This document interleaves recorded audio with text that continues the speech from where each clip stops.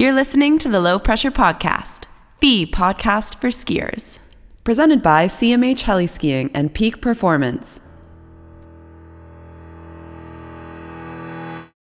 The Low Pressure Podcast is sponsored by CMH Heli Skiing, where you can choose from 11 unique locations and experiences, including 4, 5, 6, and 7-day signature trips, the brand new single-day trips. You can do small groups with just you, 4 friends, and a guide, or the private and exclusive, where you get the whole place just to yourself. So find your next adventure at cmhheli.com. The Low Pressure Podcast is also sponsored by Peak Performance. There are many ways to make it down a mountain, but the best line is your line. And the adventure is there, so make it yours.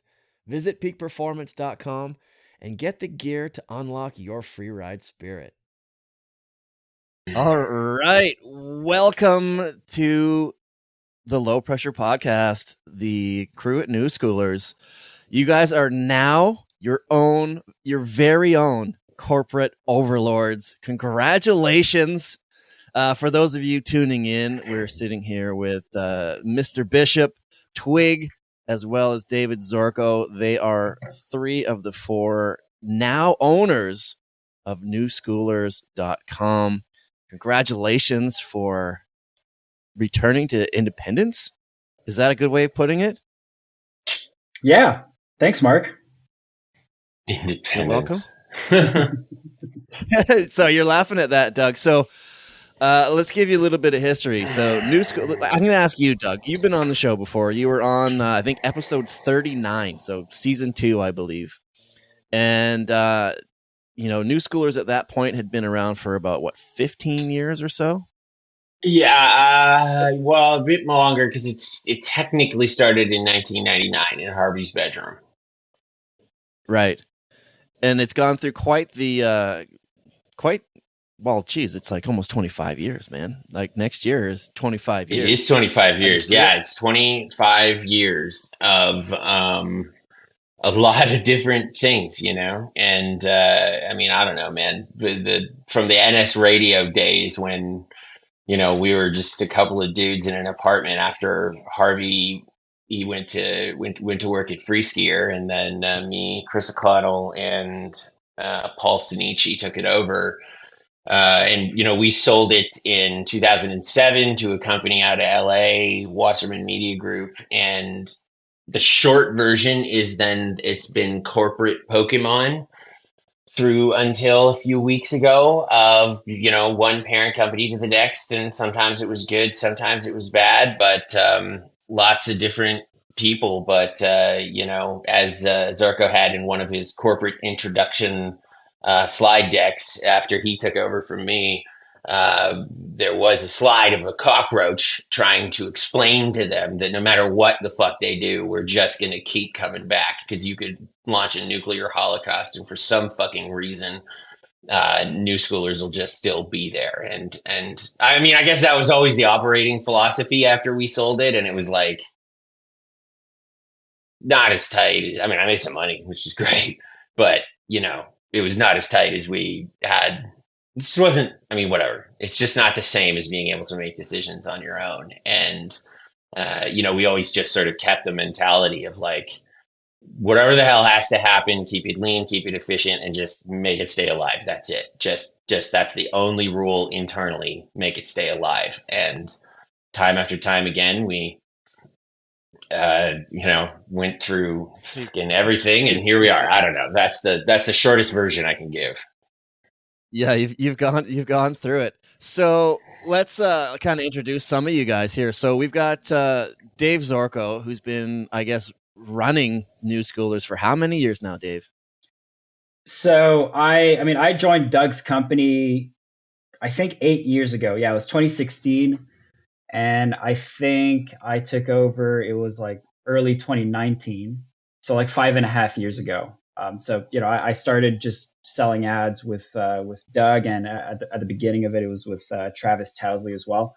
And one thing led to another. And in 2019, Doug gave me basically authority over the team, and I took over, and here we are. So I've been doing it for about 5.5 years. And just as a point of clarity, when he says Doug's company, the way that thing got structured was we had a management company that had a management contract to run New Schoolers. That was how it was set up at first, because we were Canadian, they were American, they couldn't hire Canadian employees. And then that structure just sort of never ended. But, That's the cockroach. That structure is the cockroach. that structure was the cockroach. Yeah. 100%. Yeah, because if that hadn't been set up that way, you guys wouldn't be sitting here talking No. about it right now. No, and that was an accident, honestly. That was it was just like we thought it was a temporary patch that was going to go away. That cockroach's name is Serendipity. So Dave, you've been kind of like more on like the sales end, because Doug, you kind of bowed out, right? You've been there. It's like you own the management company, but you've kind of stepped away from New Schoolers for the last better part of like half a decade, and it's pretty much just been Dave kind of running. Absolutely, right? I haven't done shit. I mean, I like. I taught my kids to ski, doing fucking snowplows with the poles across at the 300-foot mountain 35 minutes away from my house in the suburbs of Montreal. But he was, I'd say, hey, how's it going? They'd ask my name. I'd say Doug, and people are like, just no fucking idea, that I had nothing to do with skiing. But, I'd be in the background and answer Zorko's questions and give him some coaching. But the hardest part was sitting there watching these fucking sons of bitches running it better than I ever did. Well, that's a great thing, man. That's a lesson in business, right? Well, there. you see, Zorko went to business school, and he's like organized and shit, There you go. You're the ideas man. Zorko's the get it done guy. Well, a lot of that also couldn't be done without people like Twig on board.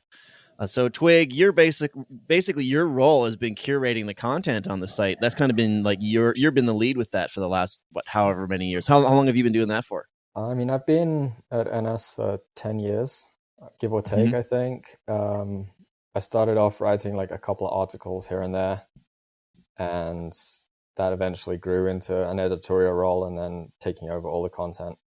I can't remember the exact timeline, but it's been a while for sure that I've been handling all of that stuff. Right on. So you guys have been, and then you also have other employees. You have, writers and contributors, as well as some other staff. And it's been, like you said, I love that we came up with that cockroach, the cockroach analogy, just because that's kind of what it is. Because you've gone through how many different acquisitions in the last 10 years?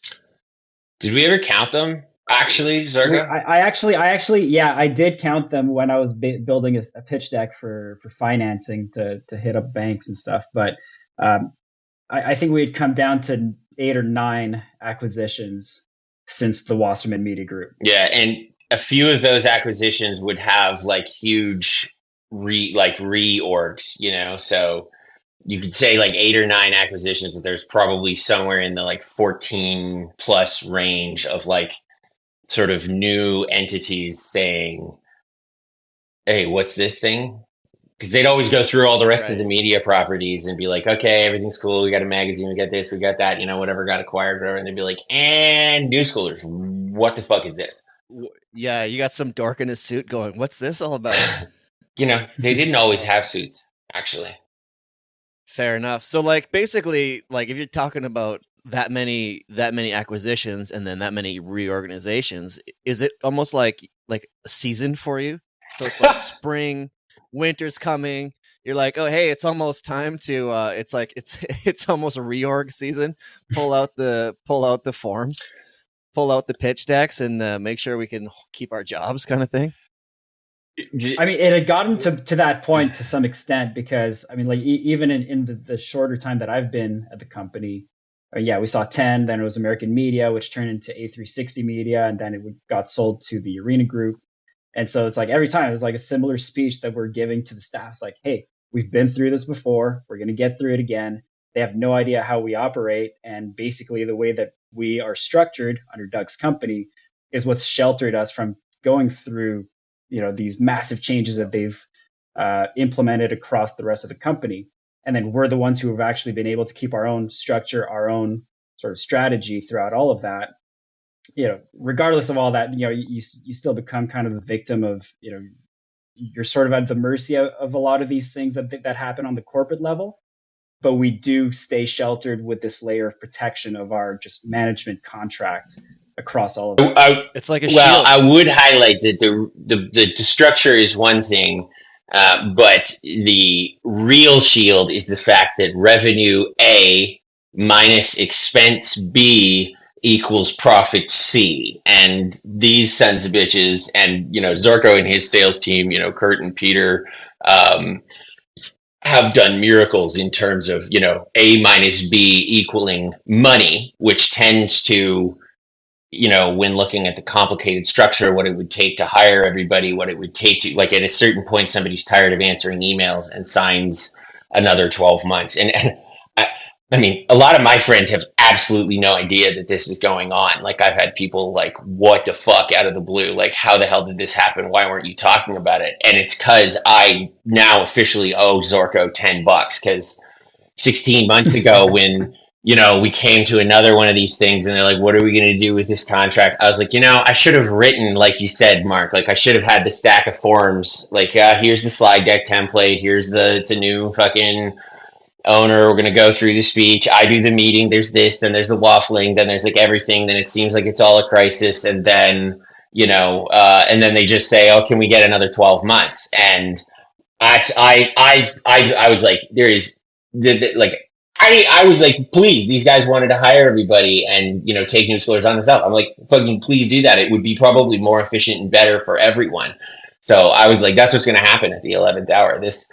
And then I guess I owe $10 now, and I was fucking wrong. But I thought this was a fucking joke until, I don't know, a month ago. What's that you could take it over? Yeah. Fuck. Yeah.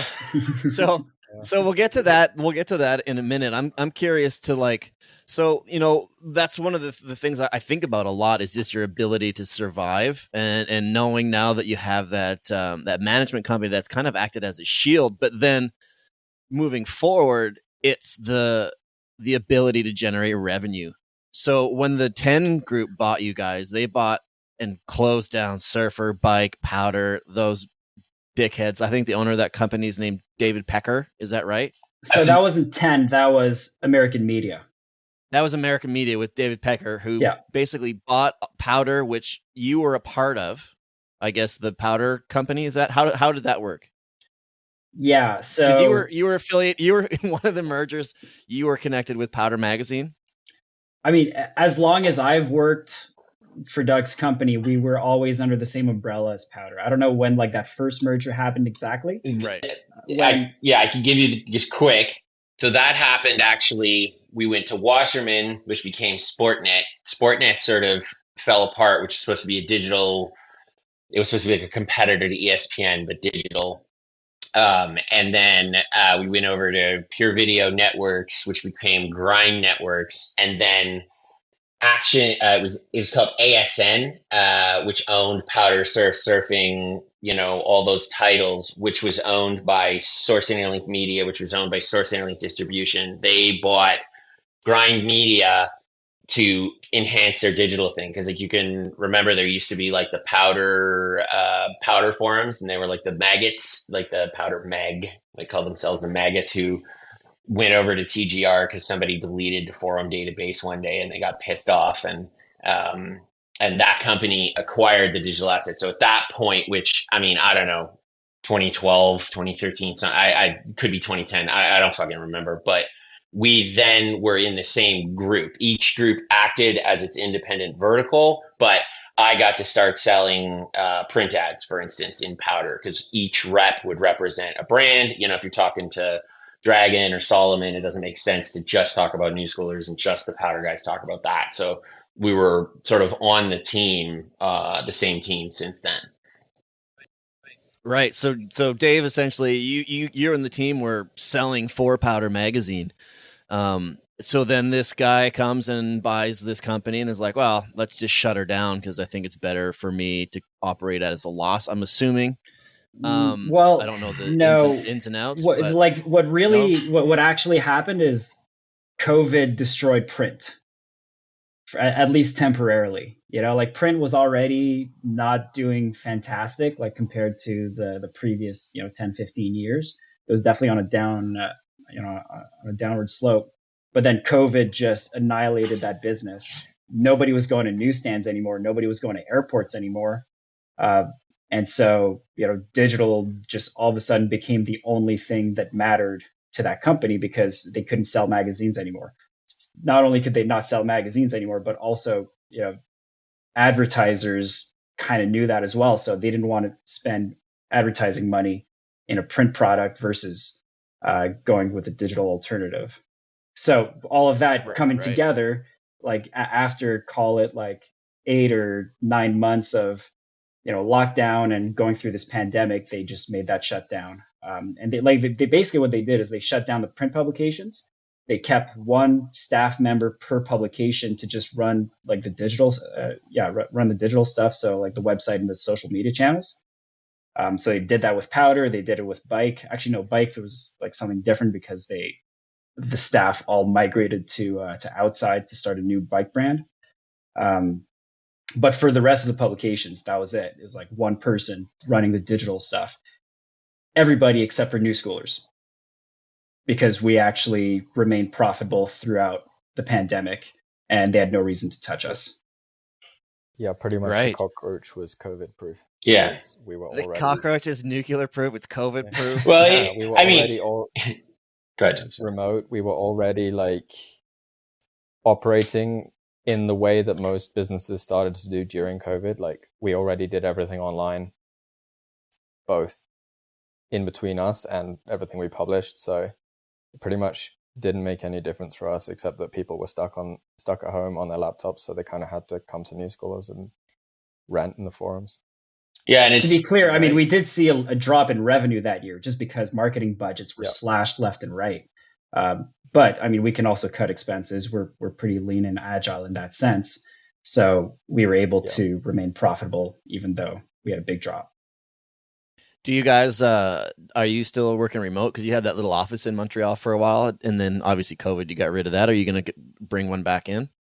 Probably not. I mean, look, I have one. Hey, like...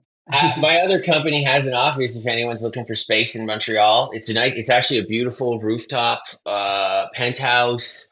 Nobody, including me, goes there, but Sounds like you need to set up some desks for the New Schoolers boys. Now that you own the company, you got to get back involved again. I mean, the problem is like Zorko and I do go there occasionally. There's a barbecue on the rooftop. We can fucking cook steaks, look out. But then like, I'm like, I have to get on the fucking train in the morning. Like I don't feel like it. So. Yeah. All right. I mean, I'm so in Switzerland, so I'm not you're not showing up. All right, so that's kind of the history of the business side of New Scholars. It's one of those things where it's never guaranteed. You didn't know if you were still. I don't know if. Let me ask you this: were you always like, I don't know if this is going to last another year, or is it the reverse, or is it being reversed? Hey, we're a cockroach, we're never going away, or is it somewhere in the middle? I think for me, the first couple of times we got acquired, it was quite stressful. I remember being like, oh my God, is it going to end? Like stressing out a bit. And then by about the third one, I just didn't really give a fuck anymore. And I was like, it'll probably be all right. And if it isn't all right, I've like used up all the possible amount of stress I can use on this topic. So for the last like 3, I've kind of just been like, it'll probably be all right. Dave's had to deal with it more than me, obviously, because he's on the business side, but it was quite stressful the first couple of times. Then it just got kind of boring, and we just ignored it more or less. I feel like. This again. I just get a new like extension for my email, and that's really the only thing that changes. Yeah. They even stopped changing the email extensions. Like it just because it's like another thing somebody has to click a button on, and they're like, wait, so we don't have to click any buttons? We just sign the check. I mean, it's wires now, so it's like click the button, like, and then this problem goes out of my email inbox. Fucking done. All right, so we've gone through the tumultuous history of being purchased and transferred and traded like a baseball card, so or like a SCARD, I guess. The ski cards. Yeah, it is Pokemon cards because it's like collecting. You know, some companies try to collect them all, but then they they dump some, trade them out. So now that we're onto this new stage, what made this this transfer of power different? How did you end up now owning this company? How did you end up with the Pokemon card in your hand? Did they offer it to you? Were you just like, okay, I'm sick of this. Let's just do it ourselves. How did that get initiated? Zorko has to carry his testicles around in a wheelbarrow. No. I mean, look. Explain, Dave. That's the fucking truth. It's not that glorious. Yeah, it fucking is. No, I mean, operationally, we hit a wall with the Arena Group. Like, you know, under all the other previous parent companies, I think we actually found a way to work pretty smoothly underneath them, and we could adapt to their processes. But then when we joined the Arena Group, we hit a wall, and like, just their business model is just so different because of the scale of business that they deal with on a regular basis. Like, they were running Sports Illustrated with enormous ad campaigns, and you know, that's what they were set up to support, not the ski industry, not the budget range that definitely like my sales pipeline of clients can afford, like not even remotely close. I mean, these guys, their sales team are closing 6-figure deals like it's just average Tuesday, and we show up with a fucking hat company that somebody's knitting shit. You're not getting Owen 3P to give you 6 figures. I mean, nobody is, right? Like, that's not the, right. That's like something I'd add is like one of the pieces. Listen, we tried to expand New Schoolers to be bigger, to, I mean, there was a time where I was trying to fight with YouTube. We wanted to, be part of the backcountry, this, that, you name it. We've tried to expand in every direction. And every single time it comes back to, we're a little tiny part of the ski industry, we're our own little world, and it's not very big, but it's not nothing, and it is just this one little core. But, these guys fucking flip a lot of small sort of, in Sports Illustrated terms, nickel and dime deals, but it's been the lifeblood of the site. That's the model, right? That's the model of what you guys do. So, Dave, you want to kind of finish on your point? Yeah. I mean, basically, Arena is a huge company. They have rigorous processes that are used to track these giant deals. And so when you try to scale that to the level of what we operate with, like call it 80 relatively small campaigns with ski industry clients, like that system just breaks. So this wasn't a good relationship, like whether for us or for the Arena Group. Like they were sick of working with us. They didn't want to adjust their processes, which, I mean, like I think there's value in taking another look at how they run things, because there's a lot of redundancy. But they're not going to do it. They're not going to change it for a small publication like us, or even for Powder or Bike or any of those other publications. So the relationship didn't work between our agency and them. And so like something needed to happen. There needed to be a big change, whether that's a new owner, whether that's going independent, which is the direction we ended up taking, or they were going to shut us down. And right. So go ahead, Twig. I was going to say, like, it didn't fit on the content side. It didn't fit on the business side. Like, they had a plan for the other titles, the Powders, the Skate. I don't know if they did Skate ultimately. I think they started to do a little bit of Transworld, but they were bringing back other titles, and they were churning out a lot of content to try and drive numbers through those titles that were more meaningful to them as a group. But we didn't want to go that way. Like, we're all invested in the new school scene. Like, we all still ski as much as we can, and we wanted to keep a company. Like, I didn't want to work for a company where I had to churn out clickbait for eyeballs. Right. Like, and so at least from my perspective, like, we got to the point where we either had to change the business model completely, and I wasn't interested in being part of that, or we had to take this step. And I would kind of add to that like, that actually wasn't a new problem. Like, that was every single time we'd have one of these meetings at the beginning, they'd explain, like Powder, like Surfer, like whatever the asset is at that stage, like not sort of making any judgment calls on it. they have a plan for that, because those all sort of fit into a model. And then, they'd go through, they'd be stamping it out, and then they'd get to us, and it's just like, fucking hell, this doesn't fit.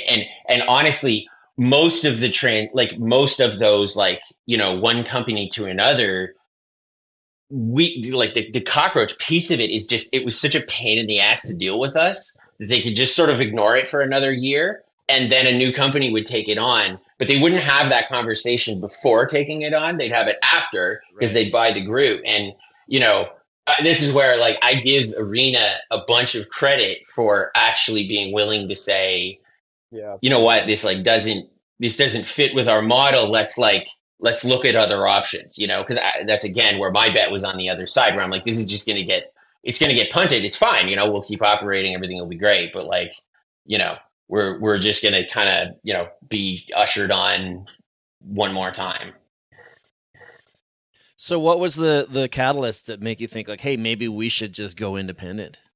Was it initiated by them just saying, hey, we're going to do this with you? Or did you go to them and be like, hey, this isn't working, we want out? See original wheelbarrow statement. Yeah.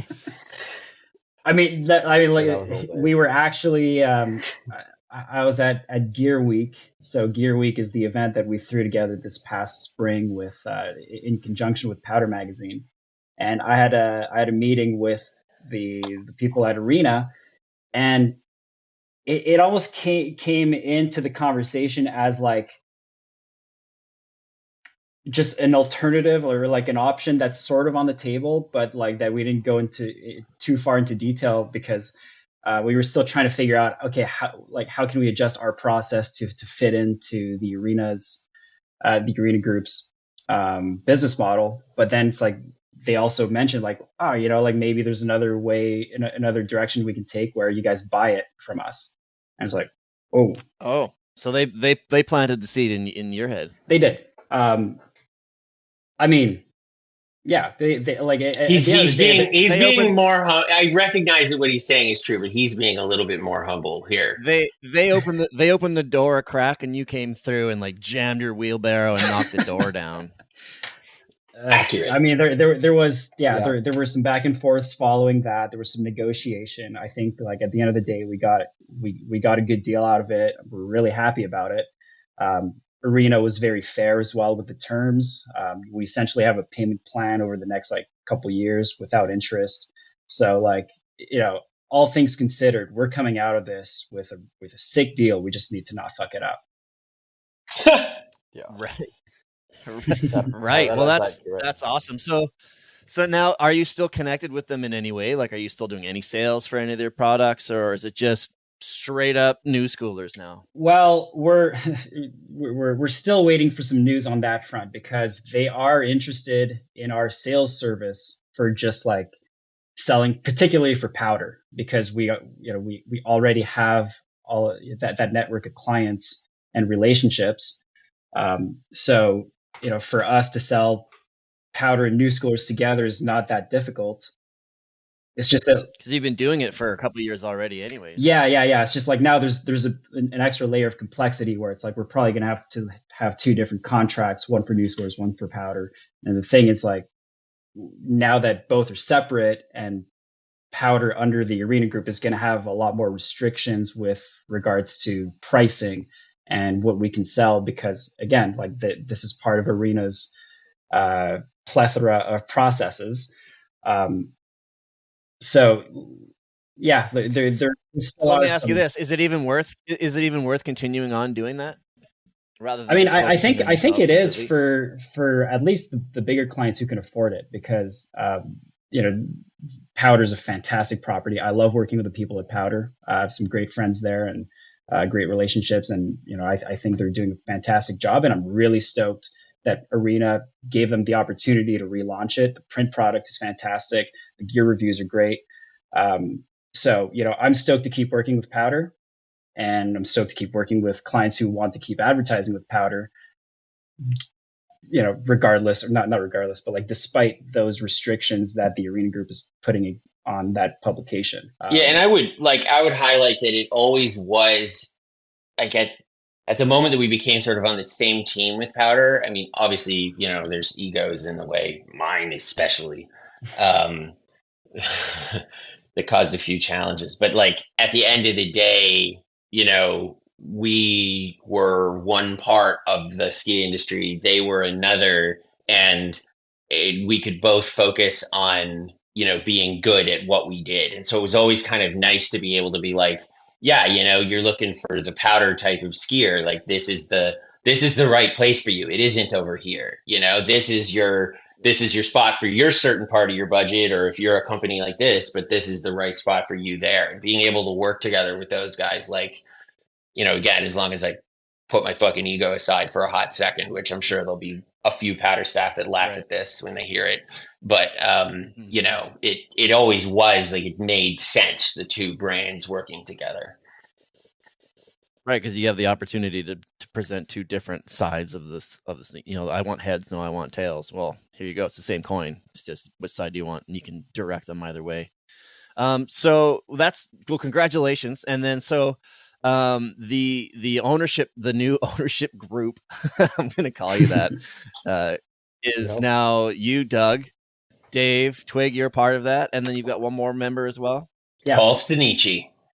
No polls from New Schoolers. He was always he took over coding from Harvey, and he's the guy behind the scene.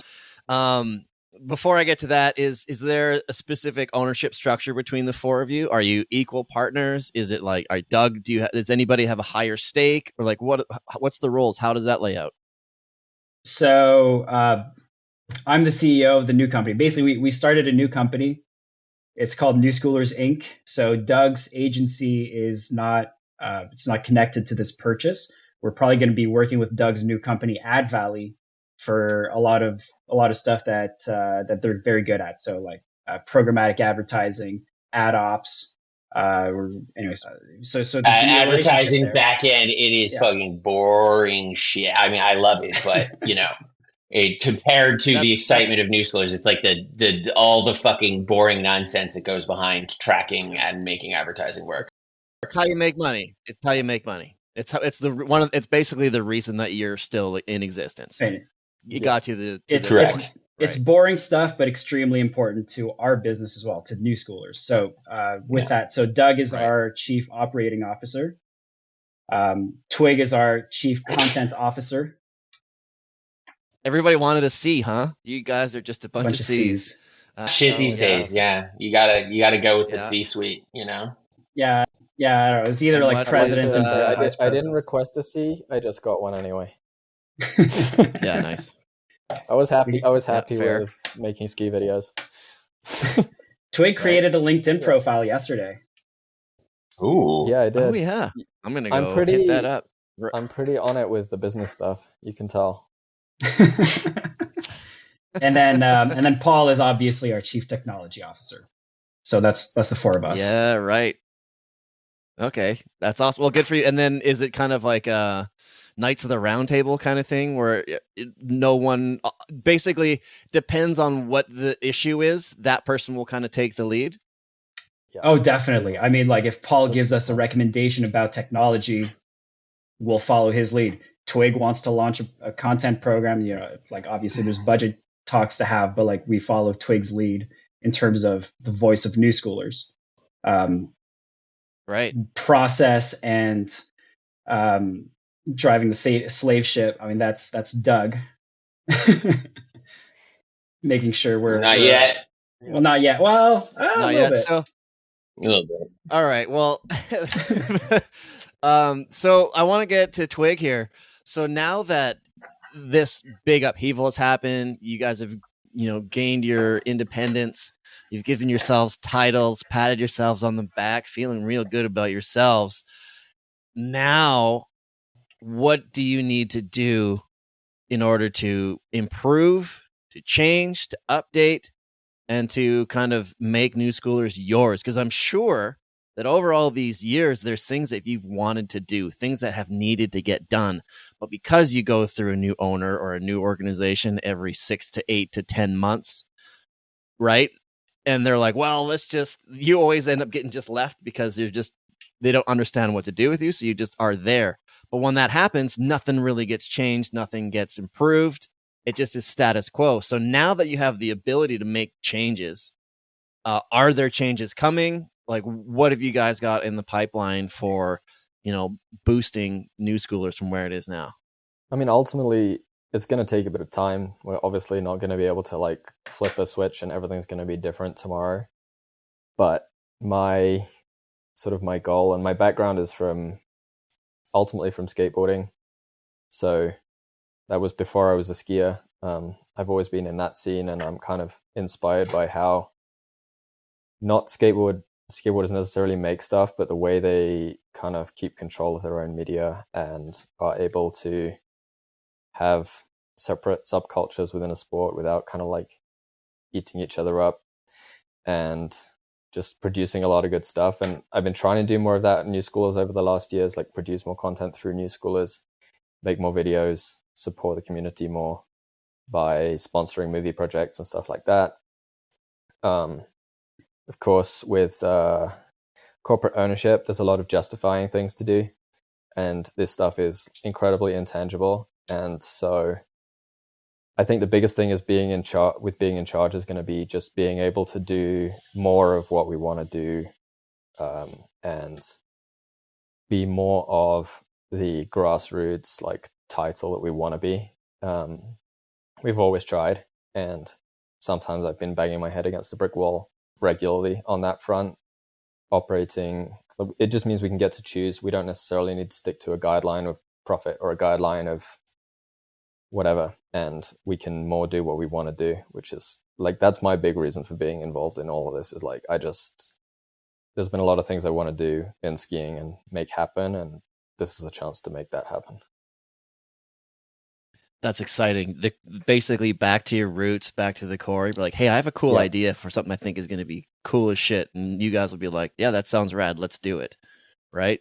Back to the days when, On the Road with Mr. Bishop, stuff like that from back in the day. Right. I think you had just started that when we chatted before, where stuff like that will resonate to some people, right? Some of you need to go and check out the YouTube. Just type in On the Road with Mr. Bishop. And also have a listen to episode number 39 of the Low Pressure Podcast, because I spoke to Doug about 8 years ago or so. And it was a really good I listened to it a little bit this morning. I was like, oh, wow, there's actually some really good insight that still rings true today. There's some prophetical kind of statements that seem to have rung true as well. Like, looking at you, Doug, people may not know it, but you're a smart dude, as everybody knows.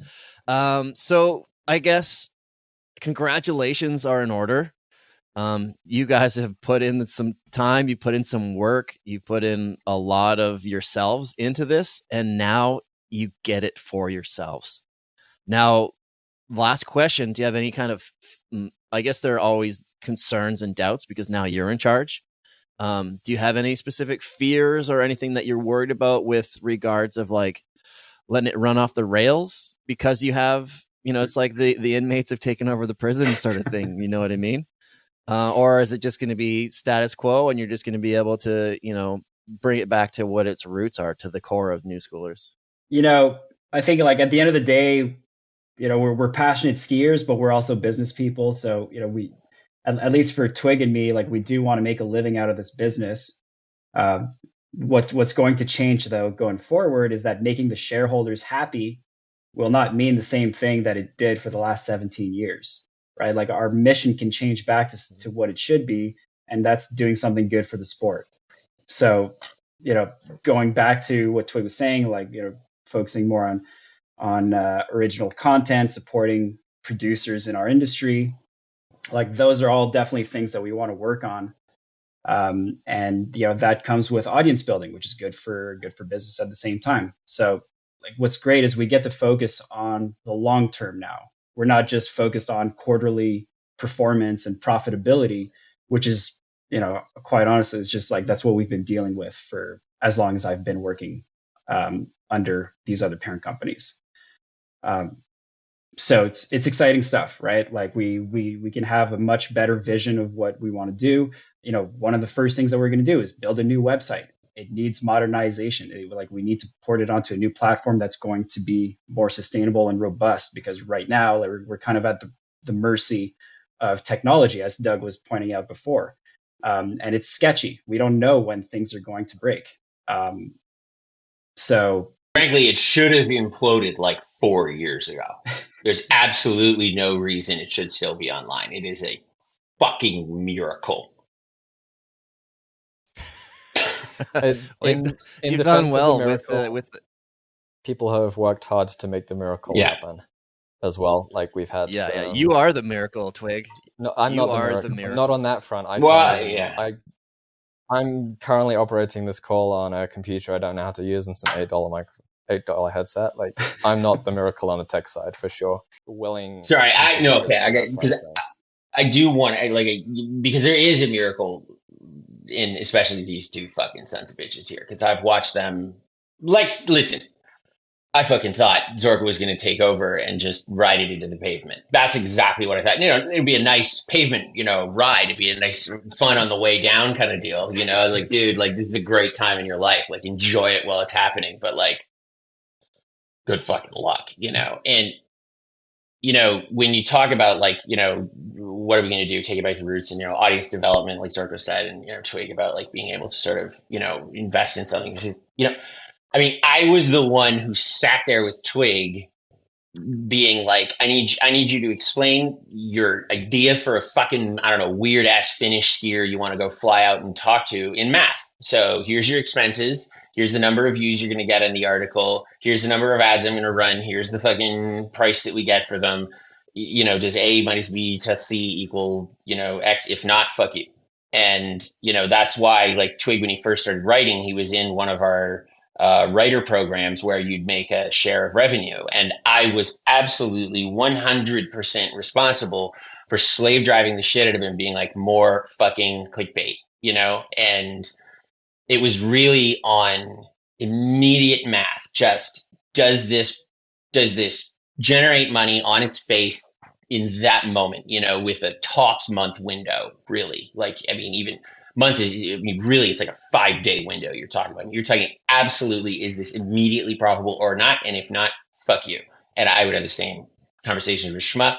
And I probably, if there's one thing that I fucking regret in my career the most, the decision that all along it was absolutely me doing it, I take 100% responsibility, was looking at the value, the sort of intrinsic value of like developing good content that makes people excited but doesn't necessarily give a return now, but builds the audience for the future and makes people know that it's a place they can get back. Like I didn't fucking listen to that shit. I really didn't. And it actually was like not even entirely the fucking people above. It was me, as Big Greedy. Just focused on the numbers and focused on the numbers and the return. Yeah. But versus building culture, and I need to hit my fucking numbers today. I was always very focused on the community, and the community aspect, was sort of another part of that. And, but like the idea that it's kind of pre the whole internet destroying the fucking planet with garbage. And like, I don't know, I was an early internet evangelist and I don't know. You know what? Fuck, I can pontificate on it endlessly. But the bottom line is that I think like that continued as the sort of overlord thing. And what I really credit these guys for is doing a lot more projects that kind of, built for the future and really extending new schoolers out into creation of content. And then King Zorko figuring out how the hell to monetize it without just math, and like, I think that they've created a very successful spinning engine for that. But again, like I wanted my quarterly bonus, I had numbers to report to. I wanted to hit them. And, these guys have actually both done the kind of, development and creating the content and hit the numbers, which is sort of where I stand back and go, I guess it was possible. And that- Fuck. And I think freeing that and really like Twig and his people, you know, building that piece of it, I think that's going to be such an important thing, because I regret fucking smiting that out of the site, and I always have.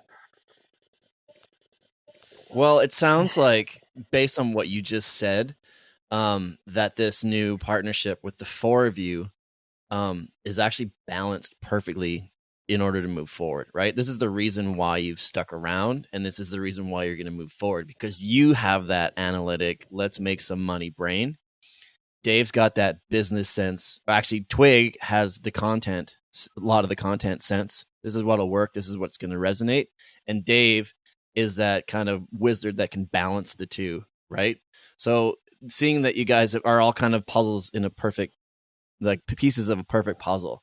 So listening to you all talk, it's like, you know, all of your different personalities and like just listening to you talk, listening to Dave talk, and listening to Twig talk. It's like Zorko's in the middle, Doug's over here, Twig's over here. It's like, you know, you can do it as a volume scale, you can do it as an intensity scale, you can do it as whatever it is, but it's a balance. I see it as a nice balance. So I want to say congratulations to you guys for lasting this long. You created something, or Harvey created it. He's still Harvey created it, but you guys managed to make it what it is. And with the love that you have for it, it's gotten to a point where full circle, now it's back in your own hands, and you get to do what you want with something that you love and that you put so much time and energy to. So that's got to be really exciting. Thanks, Mark. Absolutely. And I want to make it 100% clear. The only way this works is because Zorko's the boss. I hung up that hat. I'm too crazy, although I take my ADHD medicine now. But you know, for anyone, very clearly Zorko's the boss, because he's got a real, like, as you said, Mark, he's got a real level head. And I think that, you know, I think that combination is really what fucking, frankly, is the only reason I'm even willing to do this. And it's because, I'll tell you what, I'll tell you straight up, it's because Zorko's not dumb. Yeah, he is not dumb. So, and there's also one other component that actually you guys, none of you guys would be sitting there if it wasn't for the people, the skiers who pay attention to that site, the people who shit talk on the forums, the people that want to get the new clips, the people that want to get the new information. Any other ideas on what you can do, or a message for them, for the people that are going to new schools, for the people listening to this show? No, I mean, I guess, firstly, thank you for sticking with us through some serious bullshit from time to time, and there'll probably be some more here and there. Sometimes you gotta do some crap that pays the bills. Sorry about it. And other than that, like, we're stoked to do more with the community and for the community going forward. Like, that's what we're looking forward to, making this again is a proper community for our weird little niche of skiing, I guess. So the thing I really like about it is that we can get back to the days of being wholeheartedly two-way transparent with the, whether you want to call them the users, the readers, the visitors, because there's a lot of different ways people experience new schoolers now. They may not, you know, they may not even have a forum login. They may not even know the fucking forum exists. Maybe they like the Instagram channel, or I don't know, following you. I don't know, whatever the fuck kids do these days. Yep. But you know, I think that like real sort of transparent two-way communication where we can be wholly open with, you know, our challenges, because like I always tried to do my very best version of that, but there was this, you know, there's this chunk above me that's out of my pay grade, if you will, that I'm not allowed to talk about. And I think that, you know, really being able to establish that two-way communication with the people who, you know, still like this shit, I think that's going to be really great about this. And as Twig said, they're not going to like everything we do. But, you know, at least we can really be open and transparent about what's going on, because frankly, at the end of the day, I mean, I had a good time building like another business, and, you know, I live in the suburbs and take kids to soccer games and take them to ski lessons and shit. But like, when I say I want to do it for the good of the sport, everybody's like, what the hell are you talking about, you weirdo? And I got to sit down in a meeting with these guys, and I'm like, the only way we're doing this is if it's for the good of the sport. And everybody's like, yeah, bro. I was like, oh my God, I haven't been able to say that in years. Like, that's exciting. Like, this is probably a bad financial decision, like, you know, but great midlife crisis, fuck it, you know. But like that, you know, that real concept of like, you know, everybody here is like, I mean, is this going to make us any money? I don't fucking know. I mean, I've been trying to brace these guys. I'm like, bro, be prepared. We're going to lose fucking money. Like, this is probably a terrible fucking idea. But, you know, every person signed on, not because they actually even frankly think it's going to make any money. Everybody's just dumping free time and money into it right now. We're probably going to get a fucking dime until like Christmas. You know, but like I again, like I can tell you externally, like Paul was like, absolutely not. This is the dumbest idea ever. Fuck you. I'm not involved. But like, it really was that like, this is for the good of the sport shit. And like, it was so, for me, like so satisfying to like, just be like, fuck yeah, man. Because I like this skiing. I don't care if it matters. I don't care if climate change is taking it away. I was like, this is the best shit ever. And these motherfuckers care. And I think that's really where, you know, the difference is gonna play out, whatever that means. There you go. Dave, any last words? I mean, what these two said, but like, you know, what's really exciting for, I think, all of us going forward is there's no more hiding behind a parent company that we blame for all of our problems. Like, we're fully accountable. So, you know, we're going to start being able to like listen to more feedback and actually taking it more seriously in the sense that like, okay, we're actually reinvesting in this platform and in this website with a long-term vision. So, you know, again, thanks to the community for sticking with us over all these years. You know, we hope to welcome you back with a fresh website that's going to last another 25 years. Amazing. So, you may have not thought about it because you just purchased a company, but is there going to be some 25th anniversary celebrations and events and activations? One thing at a time, bro. This is it. Yeah. Fair enough. Well, I mean, we bought the company, right? Like, that's a pretty big celebration. I think beyond that, like, and we did it for essentially the community that it has been and will be. So that, I guess that's a pretty big 25th birthday present. Warner, you still live in Whistler? Yeah, man. Bro, we'll just get a table at Sushi Village and fucking have one. Because I haven't been to Whistler in fucking 5 years or something, or 6. Fuck, I don't even know. It's been forever, you know. But you and me come get a new school. Come out for IF3 in October, and we'll have a new schoolers IF3 party. Yeah, there you go. All right, gentlemen. Hey, congratulations! It's pretty big news. It's really exciting. I've known you guys for a long time, and I've seen you go through a lot of those changes. So I, for one, am really proud of you. I'm stoked New Schoolers is here, and we love working with you guys. Congratulations, and you know, best of luck moving forward. Thanks, Mark. And I want to throw it to you too, Mr. Warner. I'm proud of you for keeping this fucking podcast going, bro. That's dedication. That's the shit that it takes, you know? This is amazing to see you still fucking, like Mark. I get a text from Mark Warner, we're going to be on the podcast. I'm like, that motherfucker is still fucking doing it. Hell yeah. Yeah. Hell yeah. Hell yeah, brother. Against my better judgment. If I had your brain, I would have stopped it ages ago. But anyways, I like it. It's still fun. I love talking to you guys and the people that listen. So thanks for tuning in, and go check out newschoolers.com if you haven't for a while, because it's still there and it's about to get better. Thanks, guys. We'll talk to you soon. Thanks, Mark. See ya. You've been listening to the Low Pressure Podcast, the podcast for skiers. This has been a Redmark Media production.